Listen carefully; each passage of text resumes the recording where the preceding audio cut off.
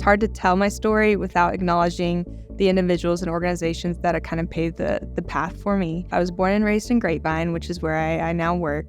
But as a young person, I grew up in a lot of the youth programs in the Community Activity Center. And so really, as a young person, I kind of got to grow up and really got involved in a lot of the sports leagues. Throughout high school, I kept up playing sports, but I served a 2-year term on our Parks and Recreation Advisory Board.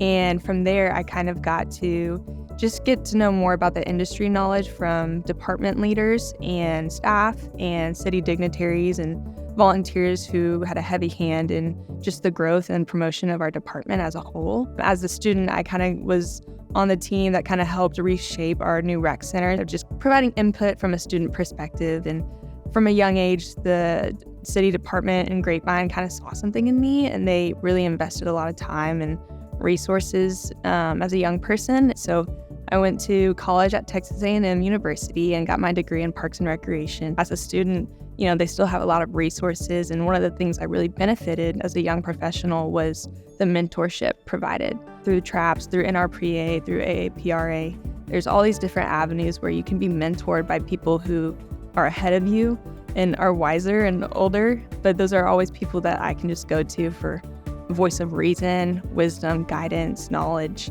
Those are people I always fall back on and lean on.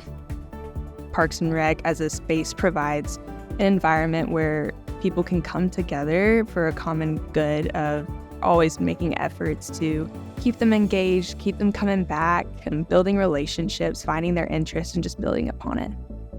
During the pandemic, Parks and Recreation really provided just more opportunities for community members to opt outside.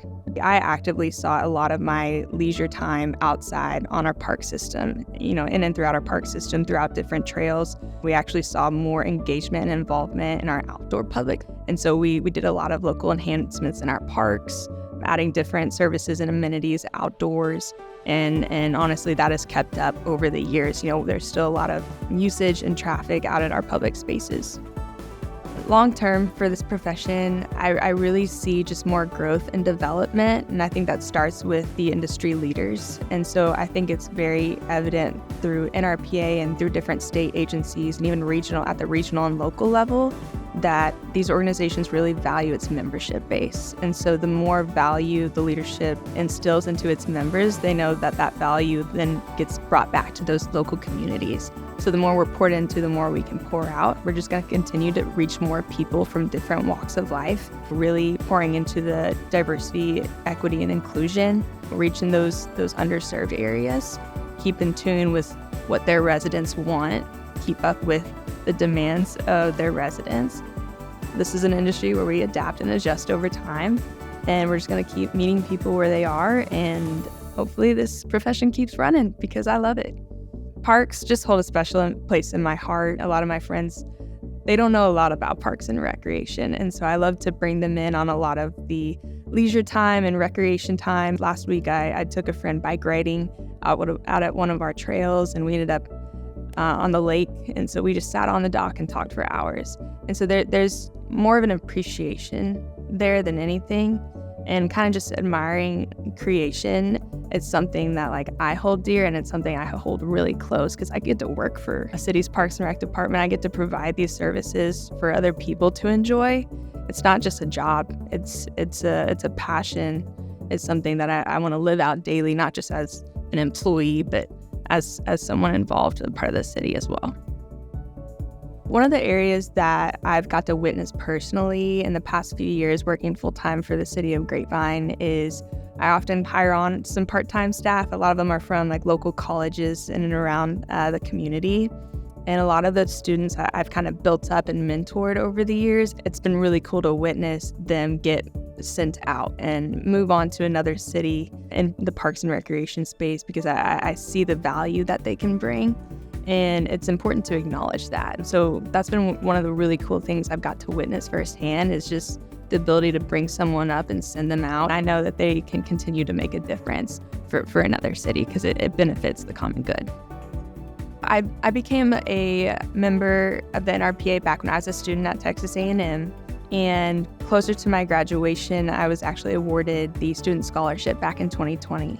And so in 2020, the conference was postponed due to COVID. So I did attend virtually, which was still a really unique experience. And so from there, I kind of got more involved as a young professional. There is a YPN network for young professionals, but through my involvement there, I got connected with a lot of mentors, and they just continued to speak life into me over the year.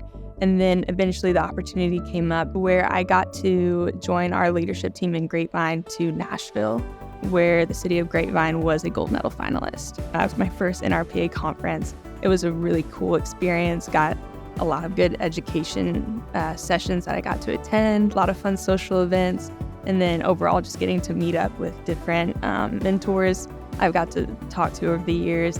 Last year, I was selected to be a part of the Dr. Michael Ann Lord Leadership Academy, and that was a really unique experience. It was a group of about 12 of us, and we were all handpicked in the state of Texas to represent our agencies as young professionals. And so every month, we pretty much went to different breakouts.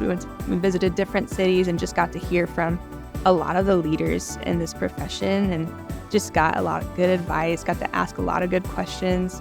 We're challenged with a lot of some hard projects that we had to do, and definitely at the end of the long run, it sharpened us as leaders to where we got filled up and we got to go back home and just implement everything that we learned.